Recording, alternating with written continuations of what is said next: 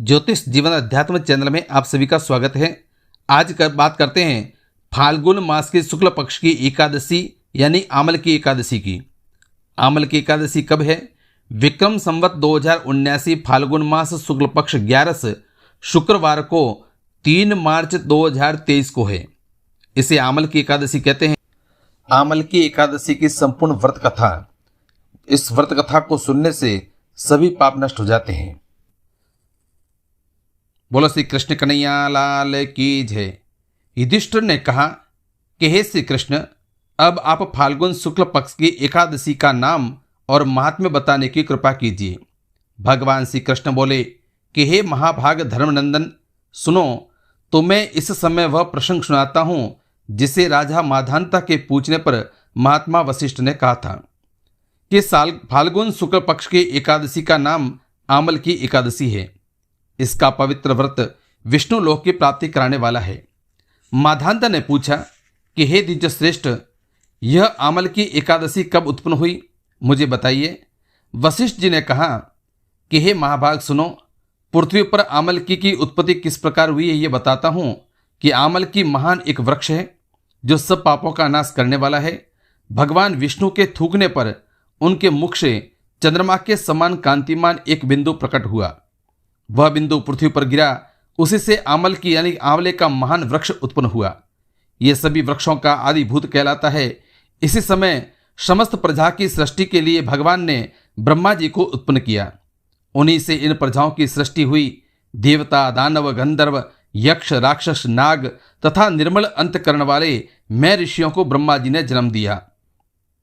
उनमें से देवता और ऋषि उस स्थान पर आए जहां विष्णु प्रिया आमल की का वृक्ष था। महाभाग, उसे देखकर देवताओं को बड़ा विस्मय हुआ। वे एक दूसरे पर दृष्टिपात करते हुए उत्कंठापूर्वक उस वृक्ष की ओर देखने लगे और खड़े खड़े सोचने लगे कि यह पाकर आदि वृक्ष तो पूर्व कल्प की भांति है जो सबके सब हमारे परिचित हैं, किंतु इस वृक्ष को हम नहीं जानते हैं। उन्हें इस प्रकार चिंता करते हुए देख और आकाशवाणी हुई कि हे ऋषियों, यह सर्वश्रेष्ठ आमल की का वृक्ष है जो विष्णु को प्रिय है और इसके स्मरण मात्र से गौदान का फल मिलता है। स्पर्श करने से इससे दुना और फल भक्षण करने से तिगुना पुण्य प्राप्त होता है। इसलिए सदा यत्न पूर्वक आमल की का सेवन करना चाहिए। यह सब पापों को हरने वाला वैष्णव वृक्ष बताया गया है। इसके मूल में विष्णु, इसके ऊपर ब्रह्मा, स्कंद में परमेश्वर भगवान रुद्र, शाखाओं में मुनि और टहनियों में देवता, पतों में वसु, फलों में मरुदगण तथा फलों में समस्त प्रजापति वास करते हैं। आमल की सर्वदेवमयी बताई गई है, अतः विष्णु भक्त पुरुषों के लिए परम पूज्य है। ऋषि बोले, हम लोग आपको क्या समझे, आप कौन हैं, देवता हैं या कोई और हैं, हमें ठीक ठीक बताइए। आकाशवाणी हुई, जो संपूर्ण भूतों के कर्ता, समस्त भुवनों के सृष्टा हैं, जिन्हें विद्वान पुरुष भी कठिनता से देख पाते हैं, वही सनातन विष्णु मैं हूं। देवादिदेव भगवान विष्णु का कथन सुनकर उन ब्रह्म कुमार महर्षियों ने नेत्र आश्चर्य से चकित हो उठे और उन्हें बड़ा विस्मय हुआ। वे आदि अंत रहित भगवान की स्तुति करने लगे। ऋषि बोले कि संपूर्ण भूतों के आत्माभूत आत्मा एवं परमात्मा को नमस्कार है। अपनी महिमा से कभी च्युत न होने वाले अच्युत को नित्य प्रणाम है। अंतरहित परमेश्वर को बार बार प्रणाम है। हे दामोदर, सर्वज्ञ कवि यज्ञेश्वर को नमस्कार है। मायापते, आपको प्रणाम है। आप विश्व के स्वामी हैं, आपको नमस्कार है। ऋषियों के इस प्रकार स्तुति करने पर भगवान श्री हरि संतुष्ट हुए और बोले कि हे मेरे ऋषियों, तुम्हें कौन सा अभिष्ट वरदान दूं? ऋषि बोले कि भगवान, यदि आप संतुष्ट हैं तो हम लोगों के हित के लिए कोई ऐसा व्रत बताइए जो स्वर्ग और मोक्ष रूपी फल प्रदान करने वाला हो। श्री विष्णु बोले कि हे महर्षियों, फाल्गुन शुक्ल पक्ष में यदि पुष्य नक्षत्र से युक्त द्वादशी हो तो वह महान पुण्य देने वाली और बड़े बड़े पातकों का नाश करने वाली होती है। हे द्विजवरों, उसमें जो विशेष कर्तव्य है उसको सुनो। आमल की एकादशी में आंवले के वृक्ष के पास जाकर वहां रात्रि में जागरण करना चाहिए। इससे मनुष्य सब पापों से छूट जाता है और सहस्त्र गौदान का फल प्राप्त करता है। हे विप्रगण, यह व्रतों में उत्तम व्रत है जिसे मैंने तुम लोगों को बताया है। ऋषि बोले कि भगवान इस व्रत की विधि बतलाइए, यह कैसे पूर्ण होता है, इसके देवता, नमस्कार और मंत्र कौन से बताए गए हैं, उस समय स्नान और दान कैसे किया जाता है, पूजन की कौन सी विधि है और उसके लिए मंत्र क्या है, इन सब बातों का यथार्थ रूप से वर्णन कीजिए।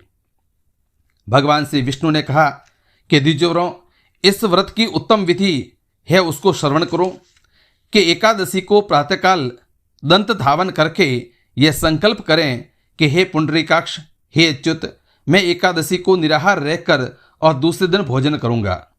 अगर आप मुझे चरण में रखें, ऐसा नियम लेने के बाद पतित, चोर, पाखंडी, दुराचारी, मर्यादा भंग करने वाले तथा गुरु पत्नीगामी मनुष्यों से वार्तालाप न करें।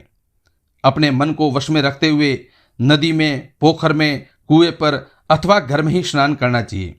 स्नान करने से पहले शरीर में मिट्टी लगाएं और ऐसा कहें कि हे वसुंधरे, तुम्हारे ऊपर अश्व और रथ चला करते हैं तथा वामन अवतार के समय भगवान विष्णु ने भी तुम्हें अपने पैरों से नापा था।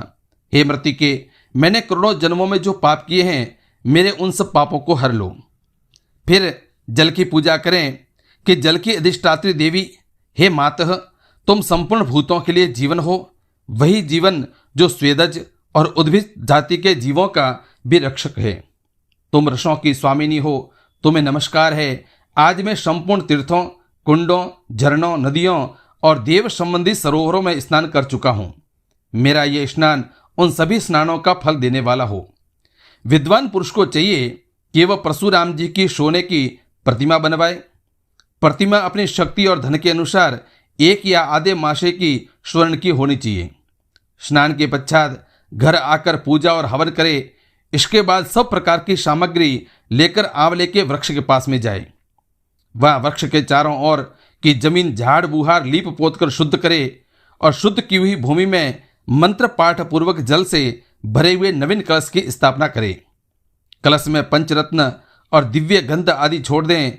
श्वेत चंदन से उसकी सर्जित पुर करें और कंठ में फूल की माला पहनाएं। सब प्रकार के धूप की सुगंध फैलाएं। जलते हुए दीपों की श्रेणी में सजा कर रखें। तात्पर्य यह है कि सब ओर से सुंदर और मनोहर दृश्य उपस्थित करें।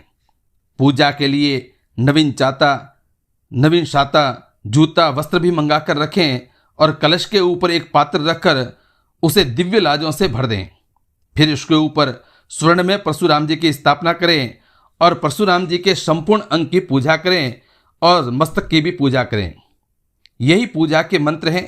तंत्र भक्ति युक्त चित्त से शुद्ध फल के द्वारा देवादिदेव परशुराम जी को अर्घ्य प्रदान करें और फिर ऐसा कहें कि हे देव देवेश्वर, जमगदिन नंदन श्री विष्णु स्वरूप परशुराम जी, आपको नमस्कार है, नमस्कार है। आंवले के फल के साथ दिया हुआ मेरा यह अर्घ्य ग्रहण कीजिए। तदंतर भक्ति युक्त चित्त से जागरण करें। नृत्य, गीत, वाद्य, धार्मिक उपाख्यान तथा श्री विष्णु संबंधी कथा वार्ता आदि के द्वारा वह रात्रि व्यतीत करें। उसके बाद भगवान विष्णु का नाम ले लेकर और आंवले की वृक्ष की परिक्रमा 108 या 28 बार करें। फिर सवेरा होने पर श्री हरि की आरती करें और ब्राह्मण की पूजा करके वहां की सब सामग्री उसे निवेदन कर दें। परशुराम जी का कलश, 2 वस्त्र, जूता आदि सभी वस्तुएं दान कर दें और ये भावना करें कि परशुराम जी के स्वरूप में भगवान विष्णु मुझ पर प्रसन्न हो। तत्पश्चात आमलकी का स्पर्श करके उसकी प्रदक्षिणा करें और स्नान करने के बाद विधि पूर्वक ब्राह्मणों को भोजन कराएं। तदंतर कुटुंबियों के साथ बैठकर स्वयं भी भोजन करें। ऐसा करने से जो पुण्य पर होता है वह सब बतलाता हूं, सुनो। कि संपूर्ण तीर्थों के सेवन से जो पुण्य प्राप्त होता है तथा सब प्रकार के दान देने से जो फल मिलता है वह सब उपयुक्त विधि के पालन से सुलभ होता है। समस्त यज्ञों की अपेक्षा भी अधिक फल मिलता है, इसमें तनिक भी संदेह नहीं है। यह व्रत सब व्रतों में उत्तम है, इसका मैंने तुमसे पूरा वर्णन किया है। वशिष्ठ जी कहते हैं कि हे महाराज, इतना कहकर देव देवेश्वर भगवान विष्णु वहीं अंतर्ध्यान हो गए। तत्पश्चात उन समस्त महर्षियों ने उक्त व्रत का पूर्ण रूप से पालन किया। हे नृपश्रेष्ठ, इस प्रकार तुम्हें भी इस व्रत का अनुष्ठान करना चाहिए। भगवान श्री कृष्ण कहते हैं कि युधिष्ठिर, यह दुर्धर्ष व्रत मनुष्यों को सब पापों से मुक्त करने वाला है। बोलो श्री कृष्ण कन्हैया लाल की जय, विष्णु भगवान की जय।